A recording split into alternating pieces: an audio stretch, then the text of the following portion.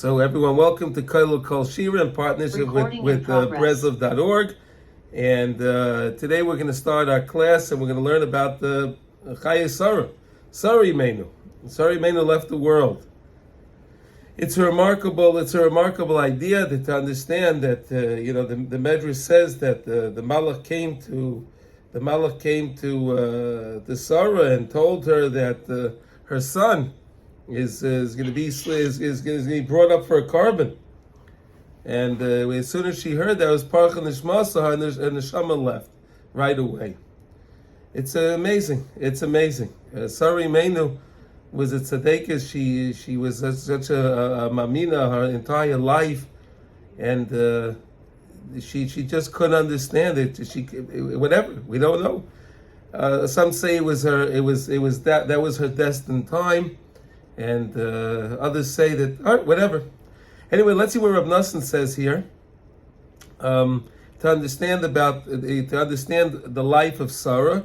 And how does that help us? In other words, what could we learn and what could we benefit based on the life of the tzaddikas Sarah Imenu? We could also discuss a little bit. The Medrash says that Avraham Avinu, based on the chesed that he did with his wife when he was burying her and the care that he showed, he emulated HaKadosh Baruch Hu's chesed, and HaKadosh Baruch Hu, the Medrash says, gave him, so to say, the cloak of chesed. HaKadosh Baruch Hu shared his cloak with him. Whatever that means physically, it's nothing physical. Maybe we can understand that Avraham Avinu is the midah of chesed, so HaKadosh Baruch Hu gave him the midah of chesed at that time. And then the question is asked, why did he get the midah of chesed for that? I mean, all through Avraham Avinu's life, Avraham Avinu was involved in chesed all his life. I mean, just last week's parsha, he was sitting outside. He couldn't bear the fact that he couldn't host people. Right? He was in the heat of the day, the third day after his bris milah, in the most painful time, and he's sitting out there and he's trying to host people. And then he goes to fight the kings, the 4 kings against the 5 kings, right? And then he goes to save Lot. All these remarkable things he does. But yet the Torah says, the Medrash brings that he gets his crown, the crown of Chesed for the way he buried Sarah Imenu. So the way we can understand it is like that. Maybe perhaps we could say like this. In life, it's very easy sometimes to do Chesed for others. For other people, you see this and that and the other, other people and situations and things, and sometimes it's easy to do chesed for other people, but when it comes to our own families, sometimes it's a little more difficult. It's a little more difficult to conjure up to do the chesed with our own family, and perhaps that's the reason why HaKadosh Baruch Hu gave Avraham Avinu the so to say, that the title of chesed, he got that honor of chesed because he was able to display the care that he did when it came to burying Sarah Imenu. And that's an amazing thing we should understand for our own families, for our own lives, that we should always try to even make, and that, like they say, tzedakah begins at home. Chesed begins at home too. You need to do chesed first at home, for our wives, for our children, for other family, siblings, whatever we have, parents, whatever we have to constantly do chesed at home with our own people, because sometimes that's more difficult. And we see that from the Medrash. But let's see what Reb Nossan says. V'yu Chayei Sarah. And this is the Torah that we learned a while back in Hilchas Tefillin in Likutei Halachos. So this is a review.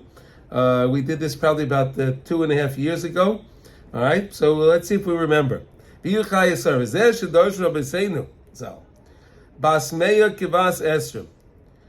is what Rashi brings down. This is the famous Rashi. It says by each one of the things, it says that the kibas, when she was 100, she was with her beauty as if she was 20. With her masan tovim, with her good deeds, and the fact that she didn't do anything wrong, any averos. The same way, until a person's 20 years old, they're not accountable for any of their sins. So too when Sarah Imeinu was 100 years old, she was like 20 when it came to her sins. She was such a clean, wonderful person. Kivas Esen, Kivas Sheva, and when she was 20 years old, she was like 7 with her beauty. That we have to constantly renew our life, and we have to start to begin our lives constantly new. Even when we reach our days of longevity, we reach the days we're getting a little older in life. We have to see ourselves as a youngster. We have to see ourselves as really being a youngster, adayin a yanik, legamri, as if we didn't even begin to live. V'laved HaShem klala, we didn't even start to serve HaKadosh Baruch Hu. And always serve HaKadosh Baruch Hu mechodesh, with his chachas, with a newness. When you take out your talis in the morning, you take out that talis like it's the first time you ever saw that talis. The first time you picked up that talis. The first time you got to make that bracha, atef batzitzis. The first time. You do it with a chachas, with a newness, with a freshness. I mean, it's hard to do, but again, we know what we're supposed to do. We're supposed to not look at it. You walk into shul and we're half asleep. Sometime we take the talis out, we put it on. We don't even remember that we put it on, right? No, the Rebbe is saying this. You have to start. You have to get it. You start your day with a chachas, with a freshness, with a newness, with a vigor. And that's how we have to start our day. And that's what the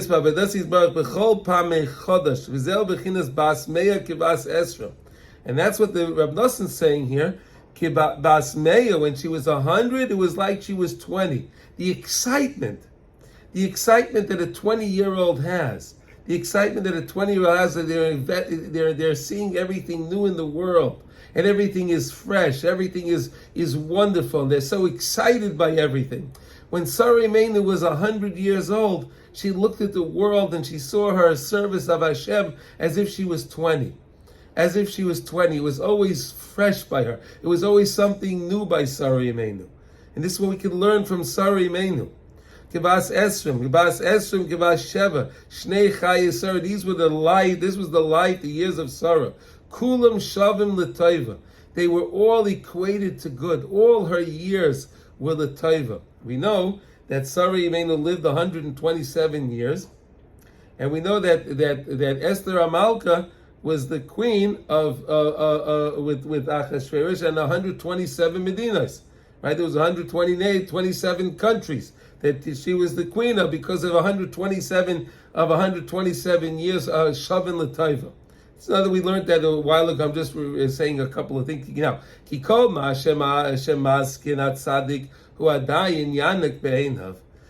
the older a tzaddik gets, the tzaddik sees in himself as if he's new. Newness. What does that mean?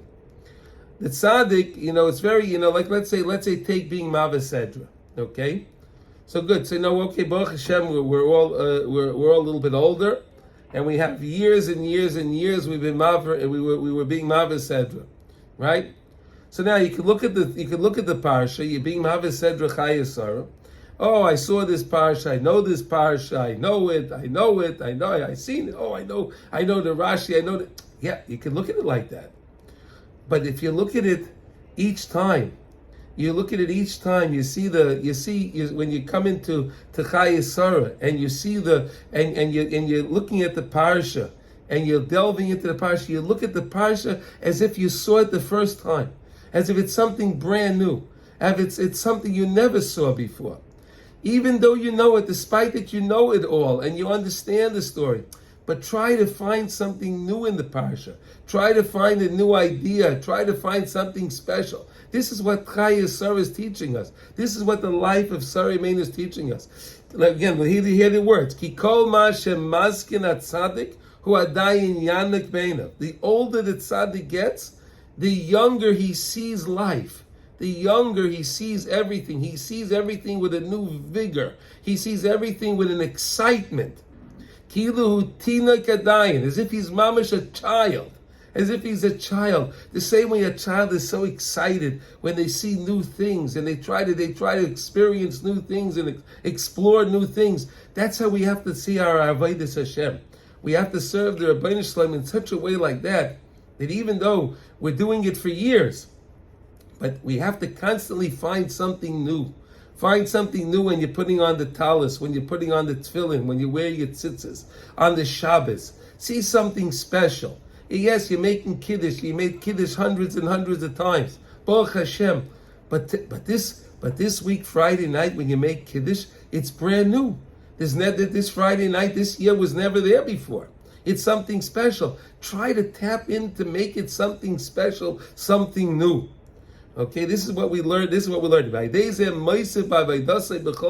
And this way you can add to your avodas Hashem constantly with a new. You can add with your avodas Hashem something special each time you're adding. And that's how we are zeicha. That's how we merit to have a true long life. So we learned in Likutei Halachos a while ago in Hilchas Birchas HaShachar. We learned the idea that sometimes a person can live their life, and they come to the next world after 120, and they show them that they only lived 3 days, 4 days, a week, 2 weeks, a month, and he'll say, "What do you mean? I lived 120 years." Yeah, but they'll say, but only the time that you invest in avodas Hashem, that you invest in avodas Hashem b'simcha, when you're joyful when you serve Hashem, that's called long life. That's called life. Anything else, you're just breathing and you're just walking around doing things, and that's not life. Life is when you turn it and you make it eternal. How do you make something eternal? By engaging in Torah.